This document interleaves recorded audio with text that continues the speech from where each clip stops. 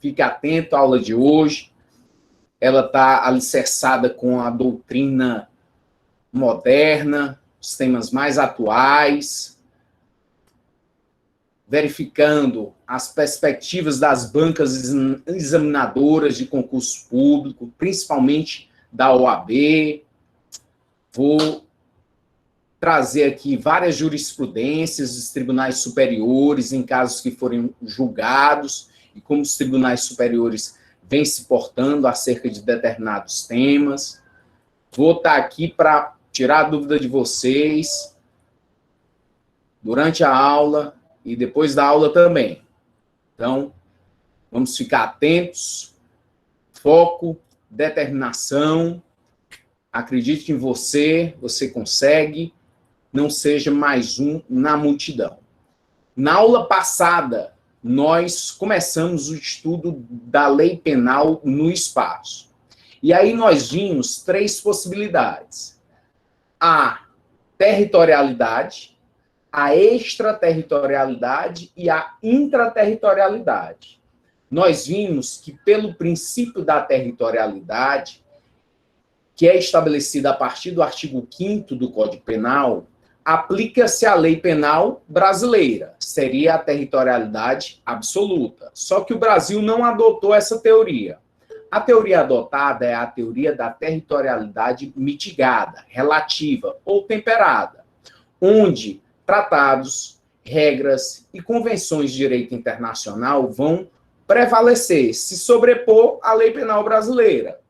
Mas o Brasil não é um país soberano? Sim, mas o Brasil aqueceu. Ele deu seu referendo em cada um desses tratados, dessas convenções, dessas regras de direito internacional. Então, se uma lei, um tratado, em que o Brasil fez parte, dispuser de forma diferente, vai prevalecer, mesmo o crime ocorrendo em território nacional. Como exemplo, um bom exemplo é a imunidade diplomática, que nós vamos ver hoje com detalhes. Os diplomatas, eles têm imunidade penal absoluta, então não podem vir a ser penalmente imputados, incriminados as suas condutas para ser julgados pela legislação penal aqui do Brasil. A lei penal brasileira não vai se aplicar em virtude da exceção da territorialidade temperada que o Brasil estabeleceu no seu artigo 5º. E aí nós temos o que? A intraterritorialidade, esse fenômeno da intraterritorialidade. Territorialidade, crimes ocorridos no Brasil, competência da lei penal brasileira. Intraterritorialidade, esse fenômeno em que um crime é cometido aqui no Brasil, mas não poderá ser a legislação penal brasileira a julgar. E nós temos a extraterritorialidade. Crimes ocorridos fora do nosso território, lá no estrangeiro, lá em país alienígena. E aí, quem vai julgar? Lei penal brasileira. Quando isso ocorre? A gente vê lá no estudo do artigo 7º do Código Penal a questão da extraterritorialidade. Lei penal no espaço, nós vamos ver aqui como o Brasil, qual teoria ele adotou, vamos ver essas imunidades de diplomatas, imunidades de parlamentares, nesse estudo em relação à lei penal no espaço. Vou apresentar aqui alguns slides para reforçar e nos ajudar nesse roteiro em relação à lei penal no espaço.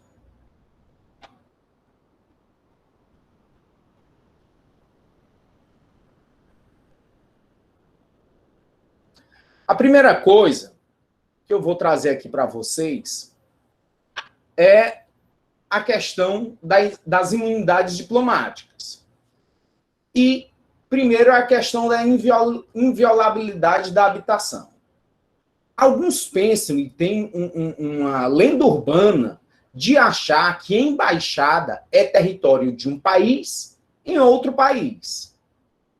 Nananina, não é. Embaixada não é território de um país em outro país. É uma residência. é um local, uma habitação, é um espaço que representa outro país. Mas esse espaço tem a sua inviolabilidade, que é praticamente a mesma inviolabilidade que tem a sua residência, de que ninguém vai entrar, permanecer nela, sem a sua aquiescência. Então, a embaixada não é considerada território de um país em outro país. Quando você tem a embaixada dos Estados Unidos aqui no Brasil, quando você entrou nela, não é como você já estivesse lá nos Estados Unidos. Ah, eu entrei na embaixada americana, agora, se eu fizer alguma coisa aqui, é a lei penal americana. Não é. É a lei penal brasileira, porque você está em solo brasileiro. Ali é apenas uma representação do país. Se não fosse assim, já pensou? Um território com várias embaixadas no mundo e expandindo o seu território. Vamos comprar agora uma embaixada que tenha uma expansão bem grande, territorial, para a gente expandir o nosso território, a gente vai comprando, estabelecendo embaixadas no mundo e vamos medindo aqui o nosso território. Não poderia. Olha aqui a doutrina. Embaixada não é extensão do território de um país em outro país. A área de uma embaixada é território nacional.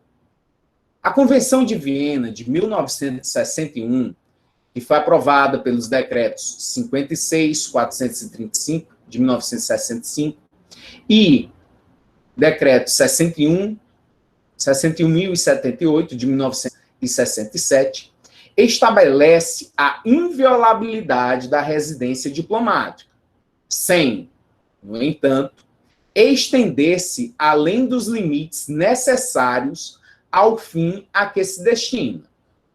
Agora, preste atenção. Utilizar para a prática de crime ou dar abrigo a criminosos comuns faz cessar a inviolabilidade. Claro. A embaixada não pode ser um antro de crimes. Não pode um país estabelecer uma embaixada para o fim de cometimento de crimes ou de estar ali trazendo criminosos. Não é para isso. É uma representação de um país em outro país. Para fazer o quê? Para trazer relações internacionais. Relações importantes.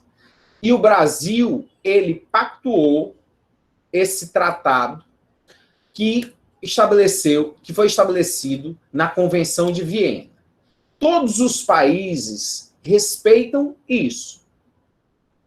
Em relação ao quê? A que a embaixada, ela representa o país e que tem que haver relações diplomáticas internacionais para que haja a entrada. Lógico. Se na sua casa, na minha casa, é um asilo inviolável, quanto mais uma embaixada de um país. Aí as relações internacionais, elas vão prevalecer para essa possibilidade de entrada. Não é de qualquer jeito. Mas o principal é entender que embaixada não é território de um país em outro país. Portanto, o crime ocorrido dentro de uma embaixada é princípio da territorialidade. Aconteceu um crime dentro da Embaixada dos Estados Unidos aqui no Brasil, princípio da territorialidade, legislação penal brasileira. Fica sujeito à lei penal brasileira, crime ocorrido dentro de embaixada. Se, no caso, não tivesse sido praticado pelos diplomatas, por pessoas da própria embaixada que gozam e têm de imunidade, que nós vamos já ver. Olha aqui um protesto que aconteceu lá em Brasília. Em protesto, manifestantes picham embaixada dos Estados Unidos em Brasília. Um grupo de manifestantes pichou os muros da embaixada dos Estados Unidos em Brasília em setembro de 2013. O grupo, de cerca de 200 pessoas, fazia parte da União da Juventude Socialista, o JS. Eles escreveram frases como espionagem no Brasil? Não. E viva o povo sírio. As reivindicações eram sobre a questão da iminente guerra da Síria, anunciada pelo governo dos Estados Unidos, e a denúncia de que os americanos espionaram cidadãos e autoridades brasileiras. Esse crime que aconteceu aonde? Na embaixada. Jogaram tinta dentro da embaixada. Crime de dano à embaixada. Esse crime ocorreu aonde? No Brasil. No muro da embaixada, dentro da embaixada, o crime ocorreu aonde? No Brasil. Então, todos esses que danificaram a embaixada vão responder por crime. E aí muito se discute, e às vezes se discute, a questão de competência. Quem tem competência para julgar? É a Justiça Estadual ou a Justiça Federal?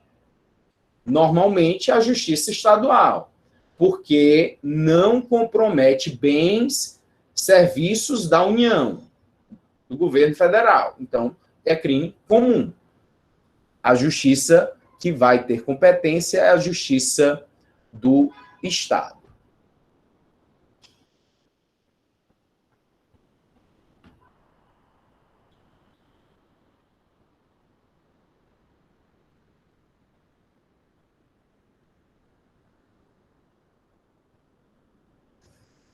Vamos ver a questão relacionada às imunidades, diferenciar o que é prerrogativa de privilégio. Os diplomatas e algumas pessoas que exercem cargo público gozam de prerrogativas e não privilégios. Prerrogativa em detrimento do cargo que exerce. Por quê? Para que essas pessoas não venham a ser perseguidas, às vezes por seus votos, por suas palavras, por suas expressões. Muitas vezes perseguições internacionais, como o caso dos diplomatas, quando eles representam ali um pensamento de um país, estão em outro país, há uma guerra. E aí esses diplomatas, eles precisam ter e gozar de imunidade em detrimento da função. Não é um privilégio da pessoa. Não é lá na monarquia inglesa que o príncipe, o rei, a rainha gozam de privilégio. Não fazem coisa nenhuma, mas têm o privilégio de ter uma imunidade. Aí é privilégio, não é prerrogativa. A prerrogativa é em detrimento do cargo. Tanto é assim que a pessoa não pode abdicar da prerrogativa. Eu sou um diplomata, tenho a imunidade penal e pratiquei um crime aqui no Brasil. Não, eu vou abdicar da minha imunidade diplomática, da minha prerrogativa, para ser julgado aqui no Brasil. Eu posso? Não posso. Por quê? Porque a imunidade é uma prerrogativa em relação ao cargo. Não é da pessoa, não é dele, é do cargo. Só quem pode dizer que ele não vai ter essa prerrogativa é o Estado ao qual ele represente. E o Estado pode abdicar dessa prerrogativa, mas o sujeito não, porque a prerrogativa é do cargo e não da pessoa. A lei penal tem eficácia erga omnes para todos. Erga omnes para todos. Isto é, vale para todos princípio da generalidade da lei. Mas, por força da relevância de algumas funções, também no âmbito penal existem as prerrogativas funcionais ou profissionais, que não se confundem com privilégios pessoais. As prerrogativas são funcionais, os privilégios são pessoais. Muitas vezes, nós vemos campanhas para tirar prerrogativas, principalmente do foro processual, quando, por conta do cargo, algumas pessoas somente podem vir a ser processadas e julgadas perante a Corte Máxima, o Supremo Tribunal Federal. Então, algumas pessoas confundem essa prerrogativa com um privilégio da pessoa. Não faça essa não traga na vala comum prerrogativa e privilégio. Tem que haver a distinção. Vamos aí para as imunidades. Imunidade diplomática, inviolabilidade pessoal,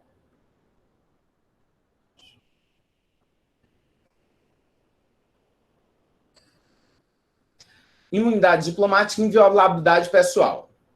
Agora a gente fala dos diplomatas, da imunidade dos diplomatas em detrimento da Convenção de Viena. Os representantes diplomáticos de governos estrangeiros, de acordo com a Convenção de Viena, aquela citada lá de 1961, gozam de imunidade penal, sendo causa de exclusão da jurisdição, em virtude de prerrogativa do cargo que exercem.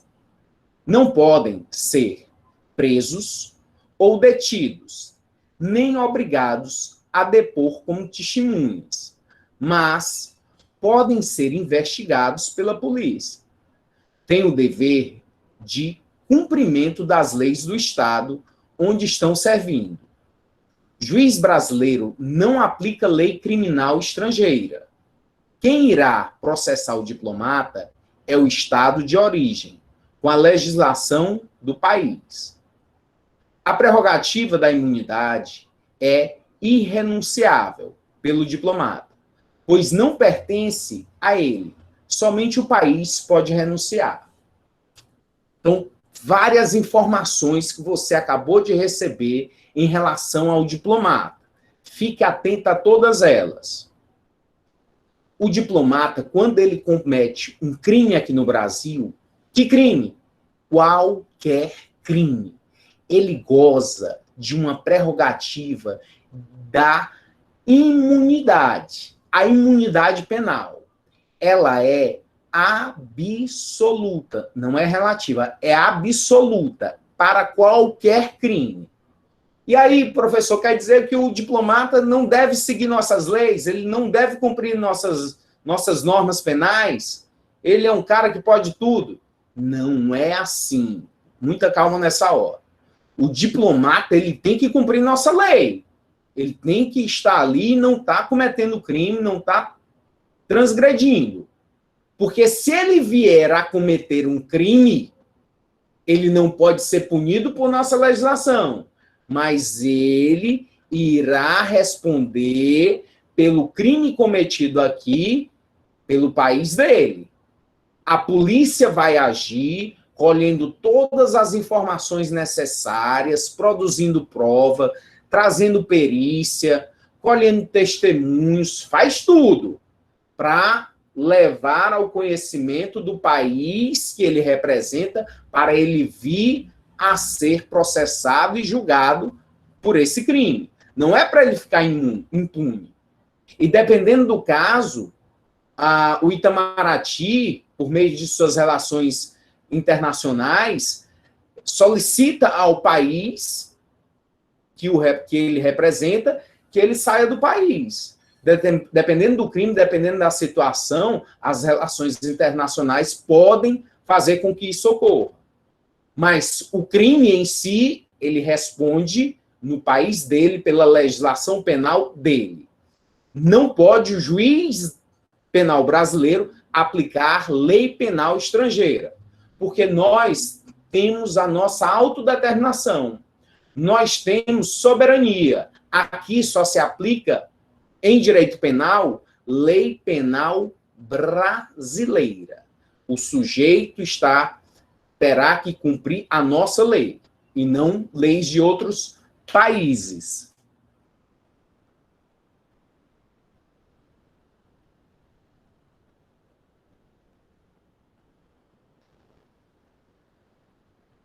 O Gabriel está fazendo uma pergunta aqui. Obrigado, Gabriel. E se o país do diplomata não tipifica o crime como a nossa legislação? É chamado, Gabriel, de dupla tipicidade, esse requisito. Mas aí o que acontece? Eu não sei a lei do Japão. Eu não sei a lei da Itália. Eu não sei a lei lá da Costa do Marfim. não sei, Gabriel, mas eu sei a lei brasileira. Se acontecesse isso com um diplomata brasileiro lá no estrangeiro, teria que ter essa dupla tipicidade a qual você se refere. Mas eu não sei como se porta lá no Japão. Então, um diplomata japonês atropelou e matou uma pessoa aqui. A gente vai pegar todas as informações e vai mandar para lá, para que ele seja punido lá. Ah, mas lá no Japão não tem essa descrição de crime em relação a atropelar e matar alguma pessoa na direção de veículo automotor. E como é feito lá no Japão? Eles vão ter que se virar por lá. Então, eu não sei, Gabriel, lhe dizer se lá no Japão eles exigem essa dupla tipicidade de ser crime aqui no Brasil e ser crime lá. Mas eu sei lhe responder quando é o reverso, quando o diplomata brasileiro cometeu um crime lá fora e ele vem com a possibilidade de ser punido aqui. Se não é crime aqui, é só crime lá, não teria essa possibilidade. Espero aí ter respondido, Gabriel. Foi uma excelente pergunta. Muito bom mesmo. Dá para a gente pensar.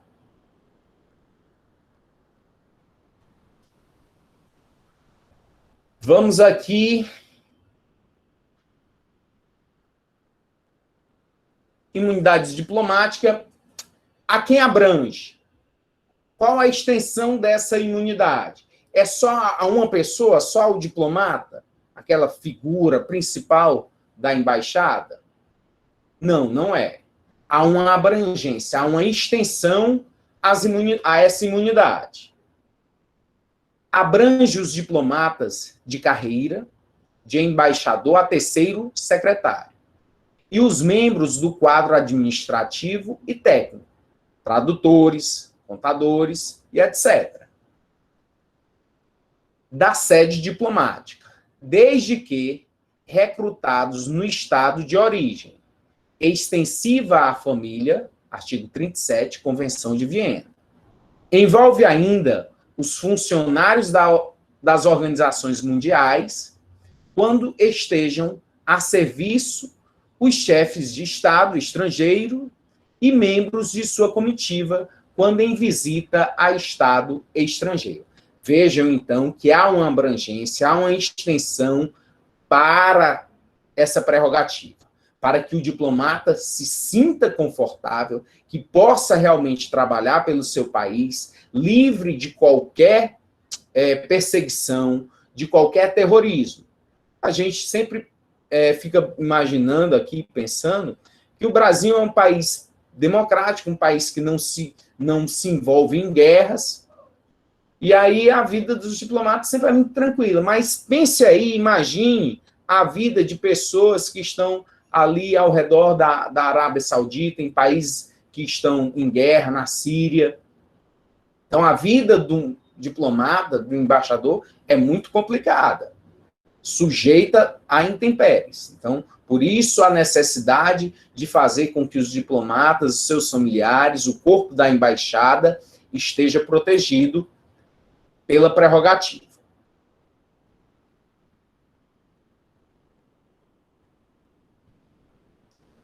Vamos aqui a um julgado do Tribunal Regional Federal.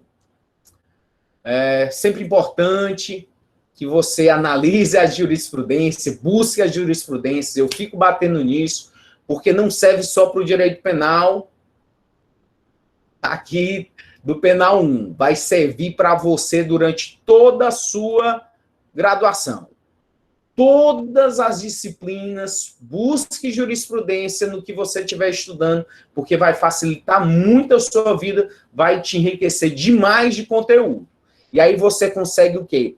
Interpretar a lei, aplicando a lei em situações do dia a dia. É para isso que serve o estudo da jurisprudência e tão importante aqui para enriquecer nosso conteúdo de estudo. Por isso que está sempre no nosso roteiro aqui a jurisprudência. Vamos aqui a ela. Tribunal Regional Federal. Habeas corpus, imunidade diplomática. Paciente que, à época do fato, era embaixador de Belize, no Brasil, imunidade penal absoluta, trancamento do inquérito policial em relação ao paciente, ordem concedida. Só fazer um parênteses. Quando você, às vezes, alguns têm dificuldade em interpretar a jurisprudência. O que está aí em caixa alta são palavras temas para facilitar a busca. E aí se coloca em caixa alta. Então, são as palavras principais. Belize, para quem não sabe onde fica Belize, eu botei aí um mapa com um pontinho para indicar onde fica Belize. Eu nunca tinha ouvido falar em Belize, mas olhei, vi, é um país belíssimo. Belíssimo. Vamos lá. O que foi o caso aqui dessa jurisprudência? Há nos autos sólidos elementos dando conta de que o paciente, se é que realmente praticou os delitos noticiados na representação criminal, os teria perpetrado enquanto embaixador de Belize no Brasil, sendo detentor, portanto, de imunidade penal absoluta neste país, conforme consagrado na Convenção de Viena sobre Relações Diplomáticas, promulgada no Brasil pelo Decreto 56.435, de 8 de junho de 1965. 2. O caso é de trancamento das investigações em relação ao paciente, pois trata-se de fatos, em tese, criminosos praticados por chefe de missão diplomática estrangeira, detentor de imunidade penal absoluta, mesmo após deixar o cargo, conforme expressamente previsto no artigo 38, item 2 da Convenção de Viena. 3. Ordem concedida. Até foi alvo aqui, algumas aulas, que perguntou sobre o que é esse paciente. Se chama paciente quando a decisão ela vem em detrimento de um remédio constitucional, que é o habeas corpus. É chamado remédio constitucional, para garantir a liberdade da pessoa, se impetra habeas corpus. Pode ser um habeas corpus preventivo, quando a pessoa está na iminência de ter uma prisão contra si decretada, ou se ele já está preso, o habeas corpus, para que ele, de fato, venha a ganhar liberdade quando a injustiça em relação à prisão, a ilegalidade ou excesso em relação a essa prisão. Então, ele aí, no caso, era paciente porque estava sendo processado criminalmente, havia uma possibilidade dele estar respondendo a crime, só que não poderia, em detrimento da imunidade absoluta. Imunidade penal absoluta em detrimento do cargo.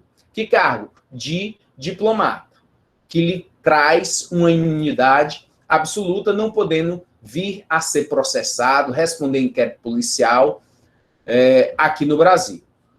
Tudo que a polícia fizer, tudo que a justiça colher, são apenas informações. Pode colher depoimento, pode ir atrás de perícia, sim, mas com informações para depois serem enviadas ao país. Quem faz esse encaminhamento? O Ministério da Justiça, através lá do Itamaraty, que cuida das relações internacionais. Professor, um diplomata ele pode receber uma abordagem policial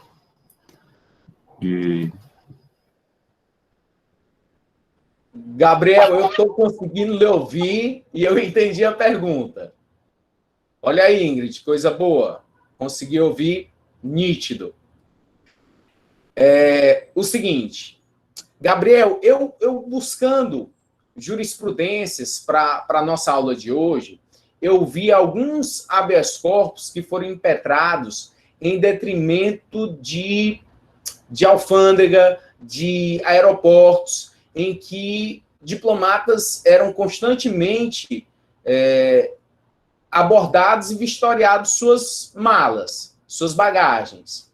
E aí eram justamente um habeas corpus preventivo para fazer com que cessasse essa situação. Mas das decisões que eu tomei conhecimento, que eu busquei, nenhuma foi favorável. Dizendo o quê? Que a abordagem, se não era algo premeditado, ela poderia ser feita. Se não era uma coisa específica para aquele diplomata, algo que indicasse uma perseguição, não haveria problema. Então, uma abordagem policial pode ser realizada. O que não pode vir a acontecer é a prisão. Ele não pode ser preso, porque ele é imune. Então, tá com droga, pode ser preso? Não, não pode ser preso. Tem que ir embora? Tem que ir embora. Pode levar a droga com ele? Não, não pode. A droga vai ficar apreendida, a gente vai pegar aqui, vai lhe ouvir informações, vamos apreender a droga, você vai ser liberado, mas o seu país vai tomar conhecimento desse fato. E isso acontece demais em diversos países. Diplomatas que entram para o mundo das drogas, fazem tráfico de drogas, porque é um comércio riquíssimo. O comércio das drogas. E aí enveredam em detrimento das suas prerrogativas, da possibilidade de passagem livre nos aeroportos. E aí acontece isso. Mas é excelente, Gabriel, seu questionamento, e eu sei que foi você que me perguntou naquela época sobre a questão do paciente, e eu recordei agora da sua pergunta da questão do habeas corpus, que é um IT constitucional, um remédio constitucional. Professor, o diplomata ele pode processar um brasileiro, por exemplo? Pode, né? Sim, pode, criminalmente, civilmente, sem problema algum. Pode processar o Estado também, se caso ele venha a ser preso por engano e não perguntarem o que é que ele pode processar o Estado também? Pode, não tem nenhum óbice quanto a isso. Não há essa impossibilidade, pode sim. E nem precisa avisar o país dele, não. Ele mesmo pode ir lá e processar, né? Pode. Não tem problema. A Virgínia está fazendo uma pergunta, o Gustavo está fazendo uma pergunta também. Vamos a elas. Virgínia, e os familiares do diplomata respondem à nossa legislação normalmente? Não, Virgínia. Pelo slide anterior, não responde, porque eles gozam também dessa imunidade por extensão. É extensivo aos familiares. Gustavo Freitas, obrigado, viu, Virgínia? Gustavo, professor, mas ele tem imunidade por estar ali como um representante do seu país?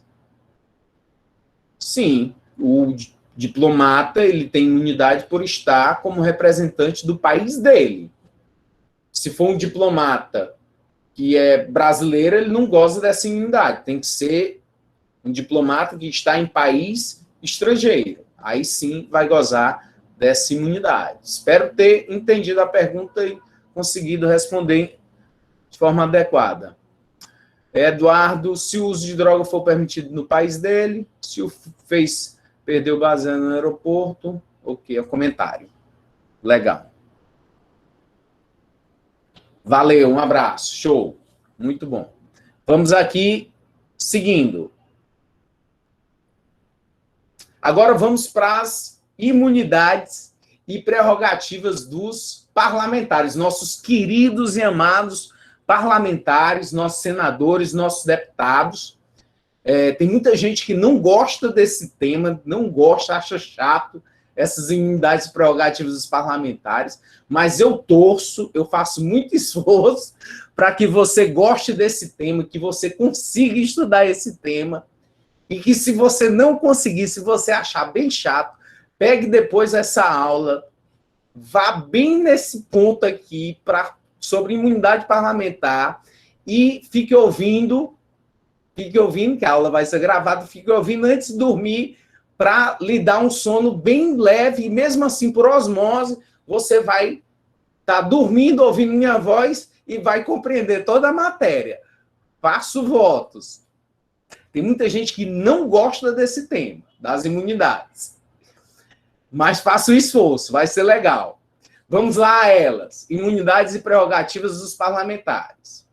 São várias as prerrogativas dos parlamentares. Por que eles fazem isso? Porque são eles que legislam, eles que fazem as leis. Então, quanto mais eles pensam e inventam, eles vão inventar coisas para se dar bem, coisas para eles. Aí eles vão inventando. Não, o que seria bom para a gente? Aí vamos fazer aqui uma coisa bem legal. Aí vão fazendo. Só para eles, nada para nós, mas para eles tudo. Um monte de imunidade. Vamos aqui a elas. 1. Inviolabilidade ou imunidade penal absoluta ou material, substancial, real ou indemnidade. Eu já estou começando a rir porque teve uma prova de concurso que um aluno meu chegou para mim, está com 1 ano e pouco. E aí ele pegou, professor, eu fui fazer a prova e na prova oral me perguntaram o que era indemnidade. Indemnidade. Aí, professor, eu não tinha a mínima ideia do que era indemnidade. Então, isso há 2 anos atrás. Indemnidade é a mesma coisa de imunidade. A imunidade penal dos deputados e senadores em detrimento da sua opinião, palavras e votos no exercício da função. E aí, o que fazer? Gente, a gente fica atrás de sinônimo por conta da doutrina. Esse estudo é frequente e, vez por outra, acontece de vir um doutrinador que traz um sinônimo que os outros não colocavam e a banca examinadora vai e pede aquele significado. E aí o cara perdeu a questão, sabendo do conteúdo, só por conta de um sinônimo, que quiseram fazer uma pegadinha com ele, perguntando o que era indemnidade. Indemnidade é o mesmo que imunidade. Imunidade penal dos deputados e de senadores. Vamos aí. Então, nós já sabemos que tem diversos significados e nomes para essa imunidade penal dos parlamentares e dos deputados federais e senadores, que é a imunidade penal absoluta, ou material, substancial real, ou indemnidade, que é quanto, não é para tudo não, é quanto palavras, opiniões e votos no exercício da função. Vamos já falar mais sobre isso. 2, imunidade processual, podem ser processados livremente, mas a Casa Legislativa respectiva pode suspender o processo. Está lá no artigo 53, parágrafo 3º, 4º e 5º. Tem também a imunidade prisional, só podem ser presos em caso de crimes inafiançáveis. Está na Constituição Federal, artigo 53, parágrafo 2º. Freedom from arrest. Professor, o senhor está inventando. Eu sabia que no direito gostavam muito de falar latim. Eu já, inclusive, vi o senhor falando aí algumas vezes em latim. Mas em inglês também tem expressões em inglês, Aí a doutrina moderna, que já não traz expressões latinas e resolveu trazer agora expressões em inglês. Ficou mais bonito. Olha como soa bem, ó. Freedom from arrest. Quer dizer o quê? Esse freedom from arrest é a liberdade em relação à prisão. Liberdade em relação à prisão, que eles não podem ficar presos. Não podem ficar presos. E para que haja essa prisão, somente se for de crime inafiançável. Somente podem ficar presos por crimes inafiançáveis. 4. Foro especial por prerrogativa de função são submetidos a julgamento perante o Supremo Tribunal Federal. Então, os deputados e senadores têm um foro prerrogativo, eles só podem vir a ser processados e julgados perante o Supremo Tribunal Federal por fatos ocorridos durante o seu mandato. Fatos ocorridos durante o seu mandato, crimes, aí eles vão ser julgados aí pelo Supremo Tribunal Federal. 5. Imunidade probatória. Não é obrigado a testemunhar sobre informações recebidas ou prestadas em razão do exercício do mandato. E 6. Prerrogativa testemunhal. Possibilidade de marcar dia, hora e local para o depoimento. Quando o parlamentar é acusado, será interrogado no dia designado pelo tribunal. Vamos aí trazer várias informações acerca dessas imunidades, dessas prerrogativas dos deputados e dos senadores. A inviolabilidade penal ou material dos parlamentares, essa possibilidade de não virem a responder penalmente por crimes em detrimento das suas opiniões, das suas palavras, de seus votos, é chamado também pela doutrina, olhe bem para cá como fica bonito, ó, freedom of speech. Freedom of speech, olha que bonito. Então, a doutrina moderna está trazendo aí um juridiquês em inglês.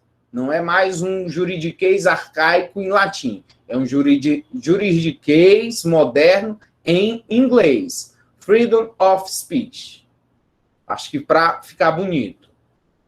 Lá no artigo 53, caput, diz o seguinte: os deputados e senadores são invioláveis, civil e penalmente, por quaisquer de suas opiniões, palavras e votos. Esse artigo foi todo modificado. Antigamente era só a inviolabilidade era só penal. Aí eles começaram a levar cacetada em danos morais por conta de esculhambarem as pessoas, e aí eles viram, eita, a gente não paga criminalmente, mas está pagando no bolso. Dá não, vamos incluir também a responsabilidade civil. Aí incluíram. E aí depois eles não tinham esse quaisquer de suas opiniões. Quaisquer. Aí eles botaram quaisquer para abranger qualquer coisa. Porque estavam pegando eles em algumas situações, aí eles botaram esses quaisquer. Foram ajeitando ali, traçando, para não ter jeito de pegá-los. Então, eles são penalmente impuníveis.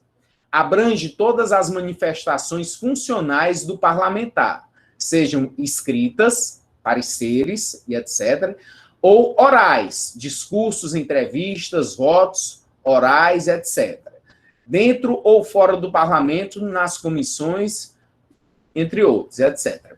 Nexo funcional. Tem que haver esse nexo funcional. Tem que haver com a função que eles exercem. Não é lá no estádio de futebol, ele pegando e xingando uma outra pessoa. Não é no culto religioso ele xingando. Tem que ter um nexo funcional em virtude do cargo que ele exerce. É absolutamente imprescindível que a opinião, palavra e voto tenha nexo funcional com o cargo que desempenha. Manifestações da vida exclusivamente privada do parlamentar, numa reunião de condomínio, no estádio de futebol, ou que venha a atingir a vida privada das pessoas sem nenhum nexo com o interesse público, não estão acobertadas pela inviolabilidade penal. Nesse caso, o parlamentar responde criminalmente. Aí alguns julgados, porque em relação a esse tema, o que não falta é julgado. Será que é porque eles cometem muitos crimes? Será que eles xingam demais as pessoas? Eles acabam se excedendo, esculhambando uns aos outros? Certamente sim. E aí de alguns trechos de alguns julgados. Não foi apenas um, separei aqui vários julgados para que vocês possam ter uma amplidão em relação a esse tema. Vamos lá, alguns julgados. As manifestações dos parlamentares, ainda que feitas fora do exercício estrito do mandato, mas em consequência deste, também estão abrangidas pela inviolabilidade penal, imunidade material, uma decisão lá do STF. Não importa se a conduta foi praticada dentro ou fora do Congresso, incluindo-se aí a imprensa. Havendo nexo funcional ou institucional, em ofício ou propter officium, impõe-se o reconhecimento da inviolabilidade penal. Decisão lá do Tribunal Regional Federal. Fundamental é que tenha sido em razão da função. Havendo abuso, tudo deve ser resolvido pela própria casa, que exerce a função de censor. Vai ser censor lá dos deputados e dos senadores. O Eduardo está fazendo um questionamento aqui. Obrigado, Eduardo. Então, durante uma entrevista, a pergunta do Eduardo. Então, durante uma entrevista, em virtude da função, ele pode agredir verbalmente de forma livre as pessoas envolvidas? Sim, Eduardo, ele pode. Não deve, mas ele pode. Pode no sentido de não ser punido penalmente. O que ele vai ser punido é nas urnas, caso os eleitores tenham essa consciência de não votar em pessoas que não têm ética. Mas se a opinião dele, as palavras dele forem em virtude da função, esqueça a punição. Não tem punição não, Eduardo. Nem penal, nem civilmente. Sabe por quê, Eduardo? Porque foram eles que fizeram. Eles fizeram de um jeito para não ter responsabilidade nenhuma. Então, é uma grande garantia. Eduardo continua aqui fazendo uma pergunta. Fisicamente também não. Fisicamente não, Eduardo. Fisicamente, eles não gozam dessa imunidade. A imunidade é absoluta, mas apenas por palavras, opiniões e votos deles, não por outros crimes.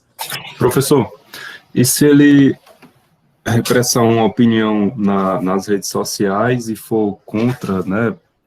Se você fizer uma postagem inadequada, o Twitter, o Facebook, o Instagram exclui, né? Nisso pode excluir tranquilo, né? Não tem nada a ver, não. Pode excluir as publicações deles, né? Das redes sociais, as plataformas.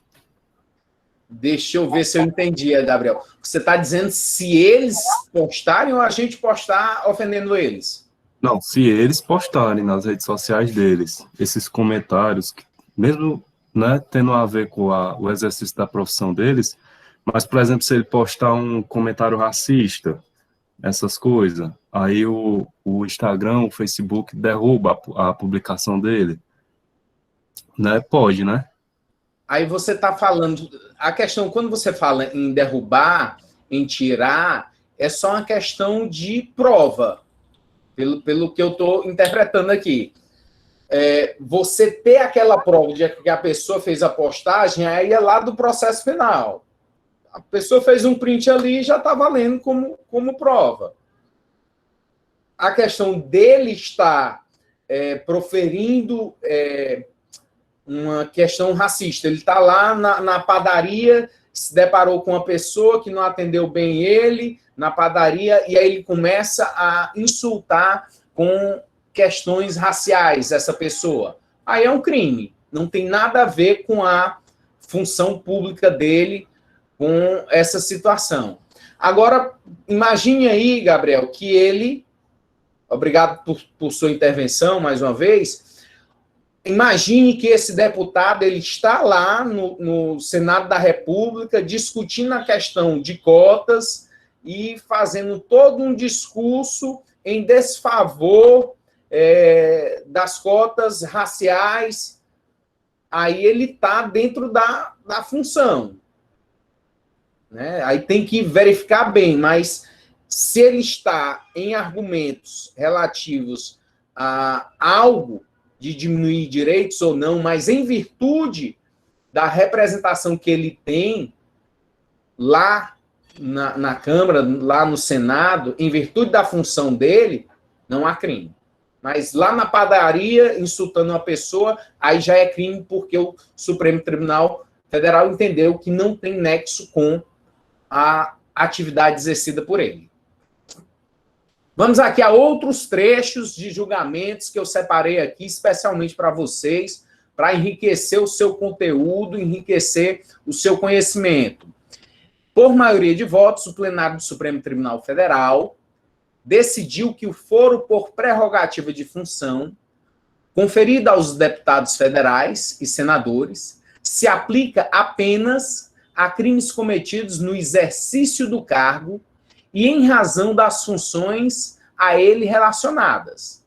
A decisão foi tomada na sessão do julgamento de questão de ordem da ação penal 937. ação penal 937 foi muitíssimo comentada nas redes sociais, na imprensa, porque alterou essa possibilidade de deputados e senadores somente responderem perante o Supremo nos crimes cometidos no exercício do cargo e em razão das funções que eles exercem. Antes do cargo, não. Apenas durante o cargo. A natureza jurídica cuida-se de uma causa de exclusão da tipicidade penal. A gente vai ver lá na teoria do crime que o crime é um fato típico, antijurídico e culpável. E aí, na primeira fase, nós temos lá conduta, nexo causal, resultado e tipicidade. Então, estarei excluído bem aqui na tipicidade. Por quê? Porque não existe no ordenamento jurídico penal um tipo penal, uma descrição que contemple algo em que há uma imunidade. Então, não há tipicidade. E isso traz por consequência de ser atípico o fato de não haver tipicidade, porque o coautor, o partícipe, aquelas pessoas que agem juntamente com essa pessoa, elas também não vão ser punidas. Imagine um indivíduo, um assessor parlamentar, que não gosta dessa imunidade, mas ele está lá insuflando o deputado a falar as coisas, dizendo, não, falei isso, diz isso, e o deputado falando. Então, essa pessoa também não terá que responder por crime. Por quê? Porque se houve a tipicidade da conduta para um, vai haver a tipicidade da conduta para o outro. Coautor, partícipe, havendo coautor, partícipe nesse ato, ele também não responde penalmente. Se o fato é atípico para o autor principal, o é também para o participante. Nós vamos ainda, lá no artigo 29 do Código Penal, prometo para vocês, trazer mais detalhes sobre a questão do coautor, do partícipe, essa teoria limitada da punibilidade em relação a esses que estão ao redor do crime. O dia do início, o dia Zacó, da imunidade, é da expedição do diploma feita pela Justiça Eleitoral. Às vezes as pessoas confundem em relação à data da posse. Não é posse, é data da expedição do diploma, da diplomação feita pela Justiça Eleitoral. Às vezes botam como pegadinha em prova de concurso e dizer que é da posse. Não é da posse, é da diplomação. São julgados lá pelo Supremo Tribunal Federal. Imunidades dos deputados estaduais ou distritais. Então, a gente sai da questão dos senadores, dos deputados federais, e vai o quê? Para os deputados estaduais, os deputados distritais, aqueles lá de Brasília. Então, esses também gozam de imunidade, vão ter essa prerrogativa. Vamos aqui, a doutrina. O novo regime jurídico das imunidades e das prerrogativas, mutatis mutandis, olha aí o latim, voltando. Uma vez efetuadas as necessárias mudanças, mutatis mutandis, para o juridiquês, tem gente que quer falar bem bonito, mas acaba ficando piegas. O certo é você falar para que todos entendam. Se você está falando em um ambiente jurídico e se utiliza de forma tranquila, formal, certas expressões, é excelente, mas para aparecer, para querer mostrar que sabe mais que os outros, acaba ficando piegas, fica feio. Não tem necessidade disso. Mas mutatis mutandis quer dizer, uma vez efetuadas as necessárias mudanças. E estudante de direito, ele tem que entender o que está ouvindo. Então, eu faço questão sempre de ser o mais objetivo, preciso nas informações, para que você entenda. Vamos lá. Quanto a essa última... Desculpa te interromper. Pois não, e também o uso do jargão, eu acho, assim, desnecessário quando a gente não está num ambiente adequado, né? Porque a gente tem que ser eficaz na nossa comunicação. Eu acredito que você utilizar de jargão em ambientes inadequados, assim, é totalmente ineficaz, né? Acredito muito nisso. Eu também acredito, Ana Thaís. Acredito. Tem coisa que é sem sentido. Eu fui dar uma olhada em alguns professores. Eu não vou dizer de qual faculdade é. E se alguém tiver algum professor que está fazendo isso, não coloque nos comentários, não fale nada, fique aí, ó, boquinha de siri. Professor pedindo like, dê o seu like, toque no sininho, se inscreve no meu canal. Pelo amor de Deus, isso é muito engraçado. É o cúmulo do ridículo. É piegas. Aí você fica falando jargão, falando em latim para mostrar. É piegas, é triste. Eu acho muito engraçado e triste. Não, pelo amor de Deus. Vamos voltar aqui, deixa eu me concentrar. Vamos. O novo regime jurídico das imunidades e das prerrogativas, mutatis mutandis. Já pensou eu aqui, minha mãe me vê falando, dê o seu joinha, dê o seu like, assine o sininho, se inscreva no canal. É triste, pelo amor de Deus. Professor do curso de Direito fazendo um negócio desse. Vai ser youtuber, vai disputar com os outros. Vamos. Imunidade dos deputados estaduais ou distritais. O novo regime jurídico das imunidades e das prerrogativas, mutatis mutandis, uma vez efetuadas as necessárias mudanças, quanto a essa última, também é válido para o deputado estadual. Artigo 27 da Constituição, parágrafo 1º, ou distrital. São julgados pelos tribunais de justiça de cada estado ou do Distrito Federal. De outro lado, a imunidade concedida a deputados estaduais é restrita à justiça do estado, súmula 3 do STF, isto é, só vale na defesa dos interesses do seu parlamento estadual. Portanto, você viu aí, que das imunidades dos deputados estaduais ou distritais, elas existem. Então, houve uma questão por similitude de trazer essas imunidades por palavras, opiniões e votos aos deputados estaduais e distritais também. E aí eles são julgados o quê? Pelo Tribunal de Justiça. Tem o foro por prerrogativa de função de serem julgados perante o Tribunal de Justiça. E os nossos queridos, amados vereadores aí,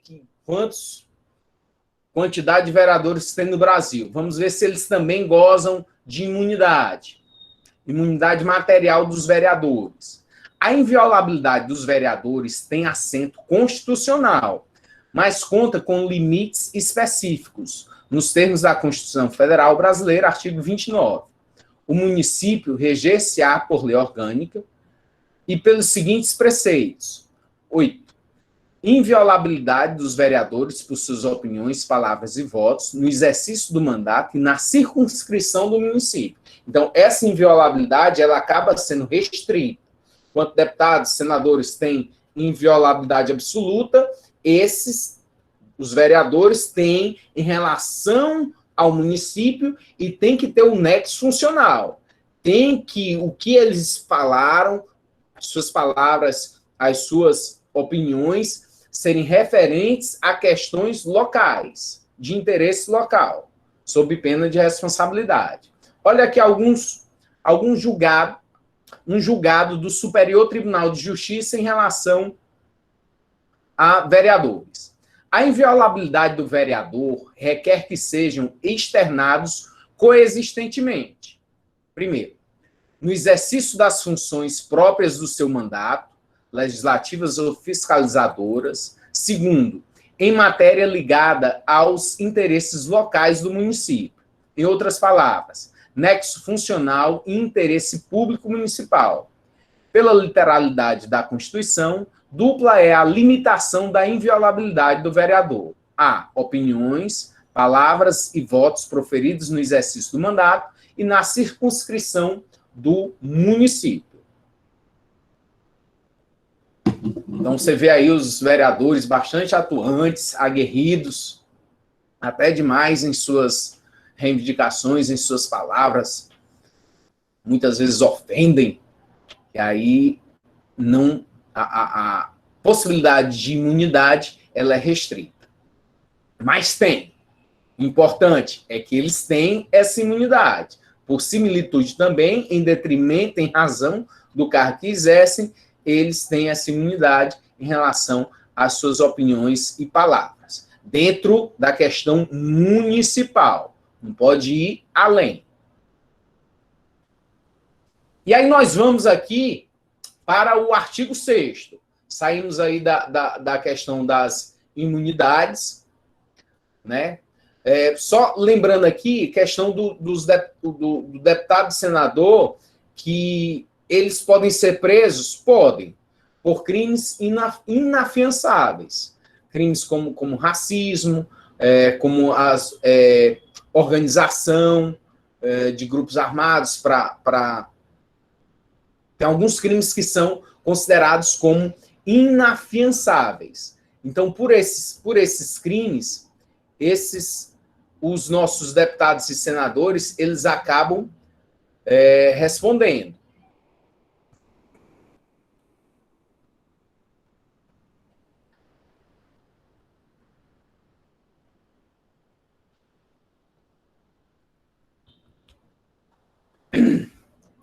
Crimes de racismo, todos os crimes que são da Lei 8.072 de 1990, que são os crimes hediondos, eles são considerados também inafiançáveis. E os crimes cometidos em grupos armados contra o Estado Democrático é outro exemplo de crime inafiançável. São esses. Se o deputado ou senador cometer um desses crimes inafiançável, que é inafiançável, ele poderá vir a ser preso em flagrante. Cometeu o crime? Cometeu.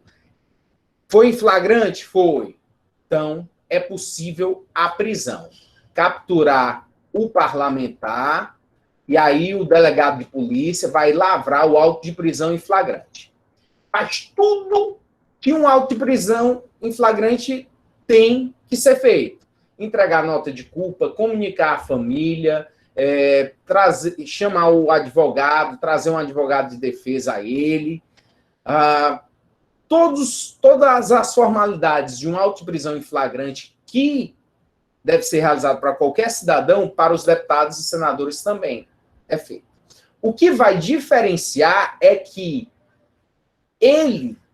a autoridade policial, em 24 horas, ele tem que remeter esses autos à casa respectiva. Se é um deputado federal, lá a Câmara dos Deputados Federais.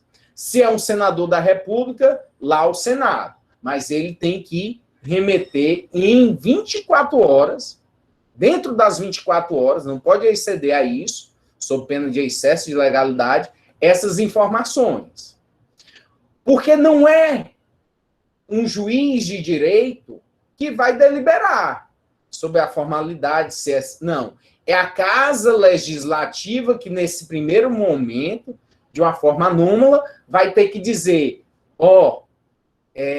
tá legal, é para ele permanecer. Ou seja, não é um ato jurídico, é um ato político. Se a Casa é a Legislativa que vai ter que dizer a respeito dessa prisão, é um ato político dizer, realmente é para ele ficar preso? Não, não é para ele ficar preso.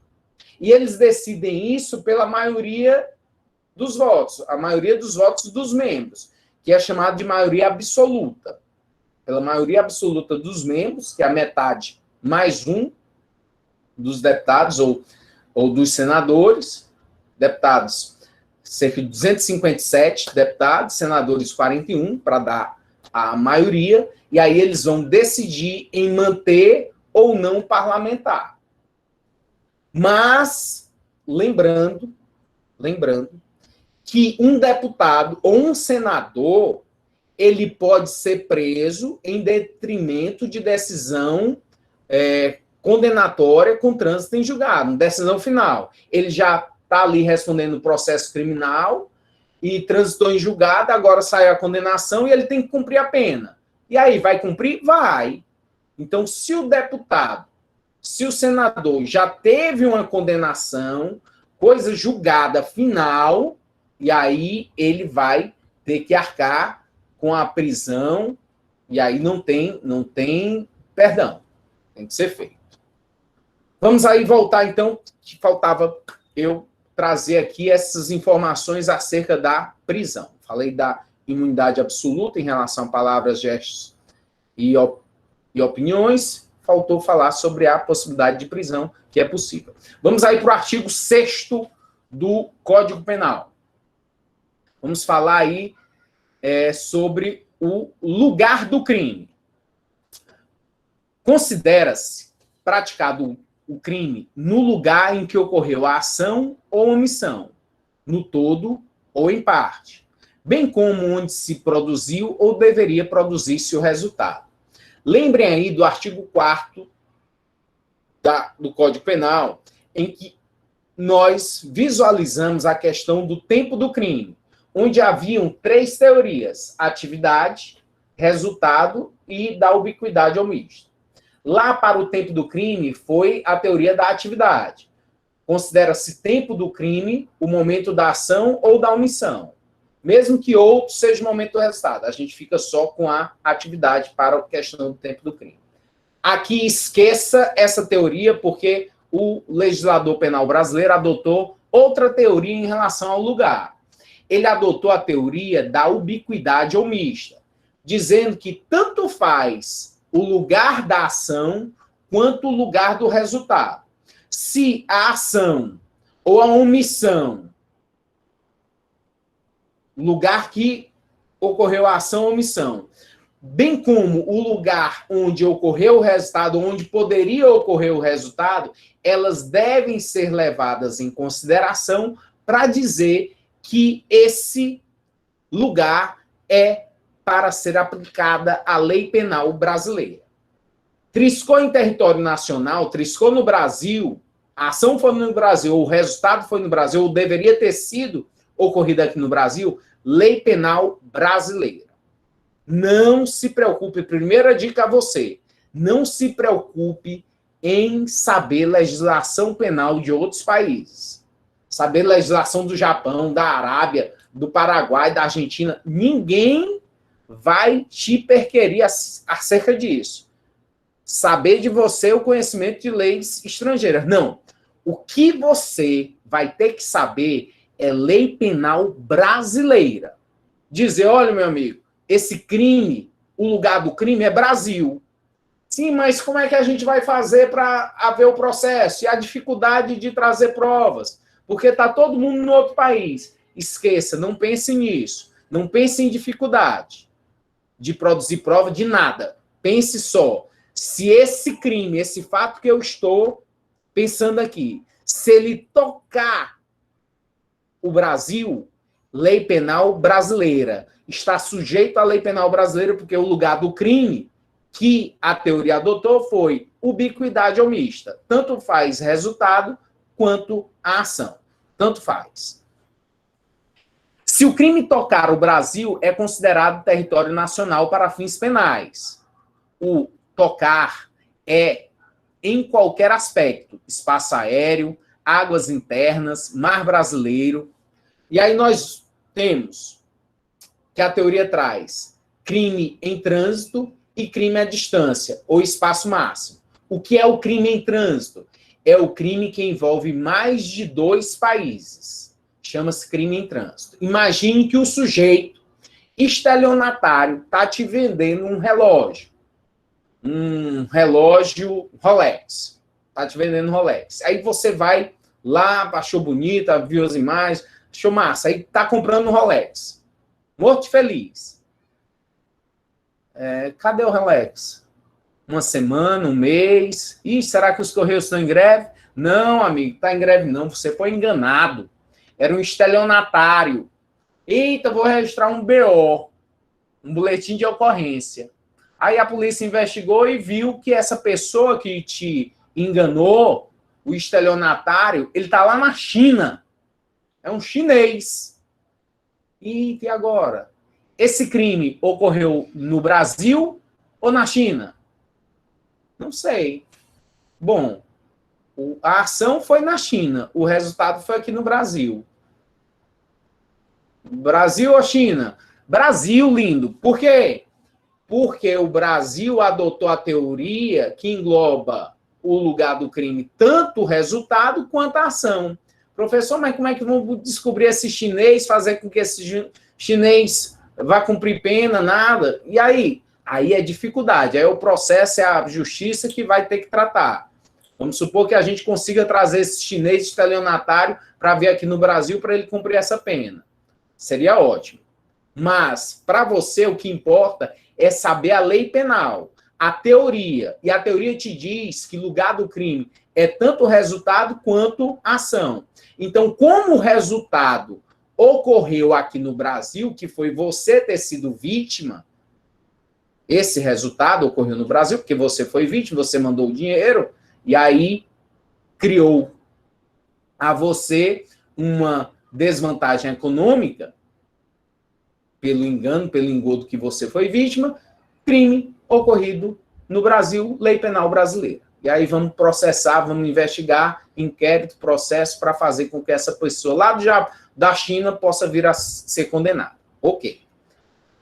Imagine que foi o contrário. Você é o estelionatário e aí pega enganando lá o pobrezinho chinês, comprando uma mercadoria sua. O mesmo relógio, você que está vendendo agora, enganando ele. A ação foi aonde? Brasil. Resultado, na China. Crime ocorreu aonde? Para a teoria penal brasileira do artigo 6º, teoria da ubiquidade omista, tanto faz resultado quanto ação, crime ocorrido no Brasil, lei penal brasileira. Simples assim. Então, não crie dificuldade em relação a processo. Como o sujeito vai ser processado, como o sujeito vai ser condenado. Não. O que importa é você saber que o crime tocou no Brasil, portanto, lei penal brasileira é suficiente. Crimes, chamado crime de espaço máximo. É o crime que envolve dois países. Crime em trânsito, mais de dois países. O crime à distância ou espaço máximo envolve dois países. Dois países, crime à distância ou espaço máximo. Mais de dois países, crime em trânsito.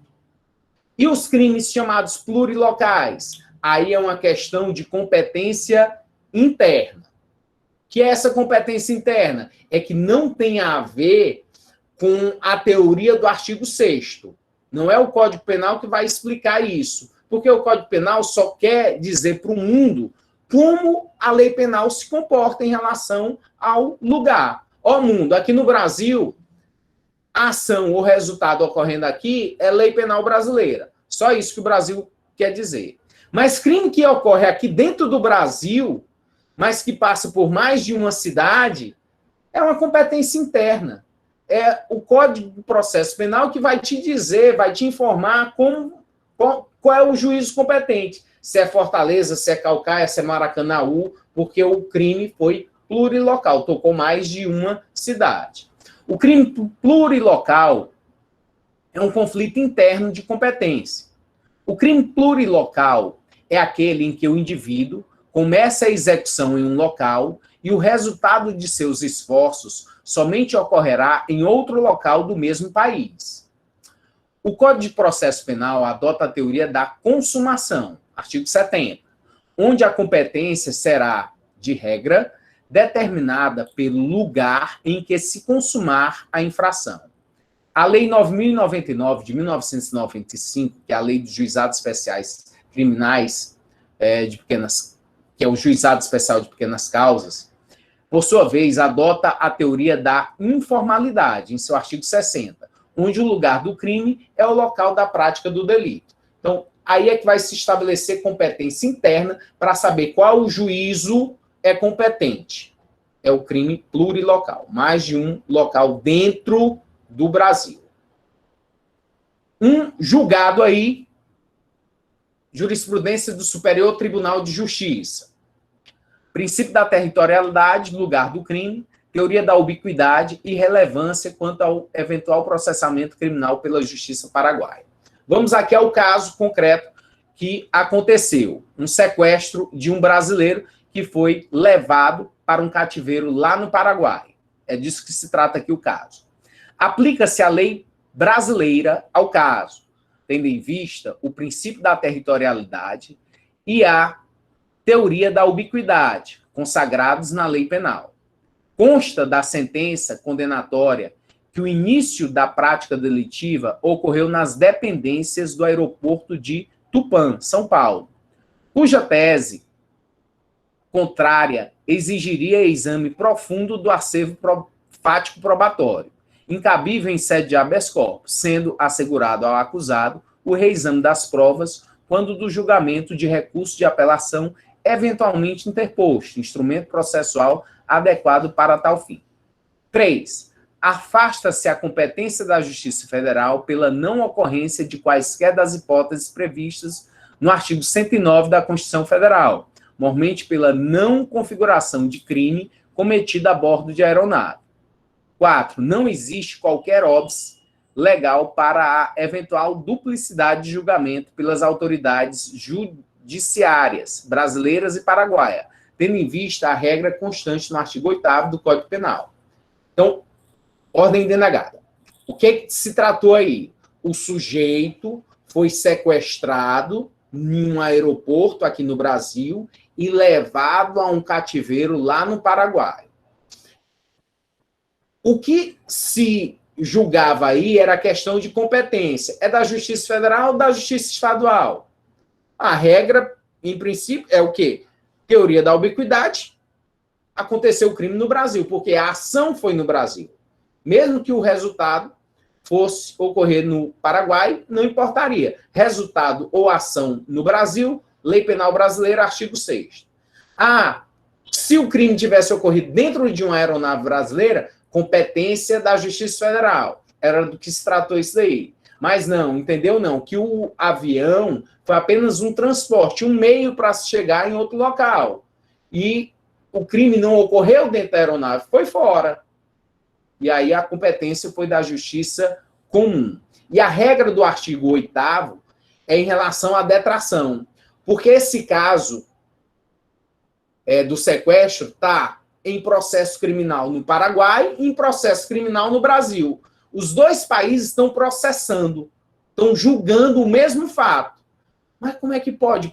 Pode. Porque o Brasil não vai intervir no Paraguai, na Justiça Paraguaia. E o Paraguai não vai intervir aqui. Eles vão julgar e o Brasil vai julgar. O Brasil julgando, vai julgar por sua lei e aplica a sentença penal condenatória. O Paraguai vai julgar e não vamos intervir, ele julga e condena. Aplica a sentença penal condenatória Paraguai. Se esse sujeito que está sendo condenado está lá no Paraguai, ele vai receber a pena lá e se ele estiver lá, vai cumprir a pena. Vamos supor que ele cumpriu 10 anos de prisão lá no Paraguai. E aqui no Brasil, ele foi condenado a 30 anos pelo mesmo crime. 30. E qual é a regra do artigo 8º? É haver a detração. Nós vamos ver ainda. A detração é computar a pena que foi cumprida no estrangeiro, em outro processo, nesse aqui do Brasil. Então, vai computar os 10 anos, faltam 20 para ele cumprir. A gente pede a extradição, que traga essa pessoa para vir cumprir pena aqui imposta no Brasil, e ele tem que cumprir ainda 20 anos, para fazer com que ele cumpra o total da condenação dos 30 anos imposto aqui no Brasil. Então, ele está respondendo processo no outro país, não importa para a nossa jurisdição. O que a gente vai fazer? Julgá-lo e fazer com que ele cumpra a pena, independente do que está sendo feito nos outros países. É por isso que o Brasil, para não deixar crime impune, trouxe a ubiquidade, tanto a ação quanto o resultado. Imagine se esse crime, o Brasil tivesse adotado só a teoria do resultado. Lá naquele caso do estelionatário. O Brasil adotou a teoria do resultado, mas o resultado ocorreu lá na China. Então, não aconteceu o resultado aqui no Brasil. O japonês, ele teve valor econômico que ele perdeu lá, mandando para o estelionatário daqui, e o resultado foi lá, então não tem legislação penal brasileira, porque o Brasil adotou a teoria da atividade. Ou se fosse o contrário, não, o Brasil foi o estelionatário daqui que enganou um chinês lá, mas o Brasil adotou a teoria do resultado. Então ia ser um samba do crioulo doido. O Brasil resolveu pegar tudo, tudo nos importa e a gente vai fazer o processo criminal. É assim que o Brasil se portou em relação a essa teoria para abranger absolutamente tudo. Agora, para ver se ficou bem claro na sua cabeça, vou dar um exemplo. Imagine que um sujeito lá na Bolívia, ele pegou e levou um tiro. Levou um tiro de quem? De outro boliviano. Estavam lá num bar na Bolívia, um deu um tiro no outro. O que aconteceu? Os hospitais lá na Bolívia péssimos, fronteira com o Brasil, e transportaram esse boliviano aqui, passando na fronteira, vindo para o Brasil, para ficar no hospital brasileiro, para ver se conseguia êxito em relação a ele não morrer. O que aconteceu? O sujeito morreu. Morreu aonde? Aqui no Brasil, dentro do hospital. A ação foi lá na Bolívia. O resultado foi aqui no Brasil. Resultado homicídio aqui no Brasil, quando o sujeito veio a óbito, mas a ação foi lá na Bolívia, quando houve a ação, os tiros disparados. Qual a legislação que você vai cravar para dizer que é competente para julgar esse indivíduo? Lei Penal Brasileira, em detrimento do artigo 6º do Código Penal, que diz tanto faz a ação quanto o resultado. Professor, mas isso realmente importa para o Brasil fazer lá na Bolívia? Não se importe com isso. Como o sistema jurídico de lá vai ou não processar esse sujeito. O que você vai ter que se importar é que, pela teoria da ubiquidade estabelecida no artigo 6º do Código Penal, o Brasil tem competência para julgar esse fato. Legislação penal brasileira. Ok?